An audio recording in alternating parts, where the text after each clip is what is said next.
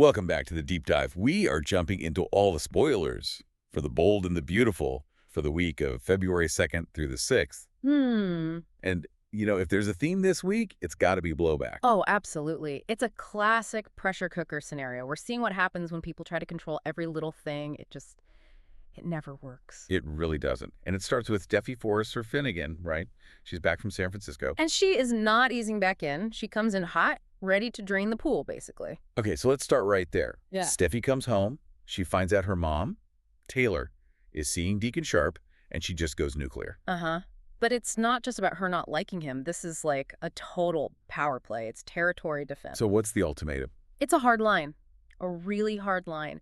Taylor has to end things with Deacon immediately. And if she doesn't, she loses Steffi. And the real dagger, she loses access to the grandkids. Wow, weaponizing the family. Completely. And you'd think that would be enough to force a breakup. But it's not.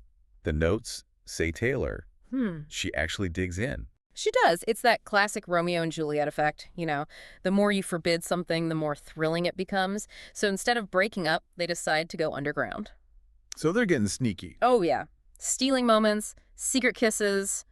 They're trading safety for secrecy. Okay, but we have to talk about the safety part, because that is a very real thing here. It's the most important part. Sheila Carter, Deacon's wife. She has absolutely no idea any of this is happening. None. She thinks her marriage is stronger than ever. She doesn't know Deacon is actively planning a future with Taylor, and that's where the real danger is. Right. Steffi's ultimatum is unbelievably harsh, but her fear, it's valid. It's completely valid. Because when Sheila finds out, and it's when, not if, the fallout won't just be, a few tears, it could get physical, fast. So Steffi, realizing she can't control her mom on her own, she tags in Ridge. And Ridge's reaction is, well, it's so predictable. He's furious. But is he really worried about Taylor's safety, or is this just Ridge hating Deacon? I think it's mostly his ego driving the bus. I mean, he completely blames Deacon. The whole narrative is that Deacon is this predator taking advantage of Taylor's vulnerability. A vulnerability that Ridge himself caused by leaving her for Brooke. Exactly. The lack of self-awareness is it's staggering. He's treating his ex-wife like a child. And the irony is, while he's running around trying to manage Taylor's life, he is completely blind to what's happening with his own father. The Eric Forrester story. Ridge thinks he successfully pushed Eric into this sad, boring retirement. Which is so insulting. It is.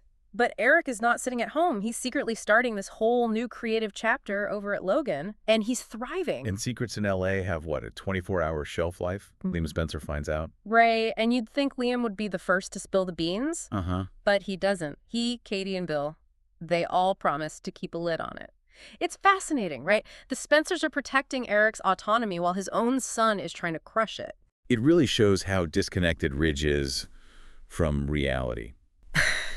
Okay, so speaking of control, let's look at the younger generation for a second.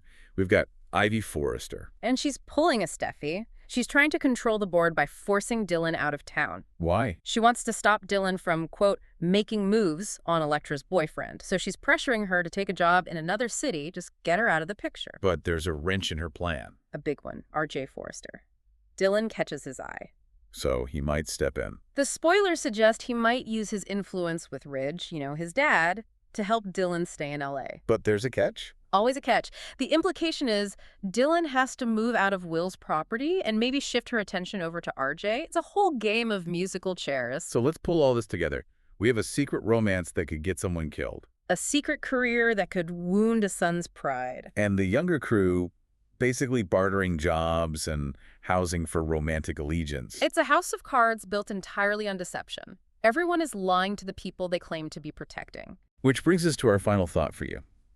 In a week that is just defined by these forbidden secrets, which one is going to cause the most damage when it finally breaks? The one that hurts Ridge's pride, or the one that unleashes Sheila Carter? Oh, it's not even a contest. It's Sheila. Pride heals. Sheila. Yeah. She doesn't. We will be watching. Thanks for diving in with us.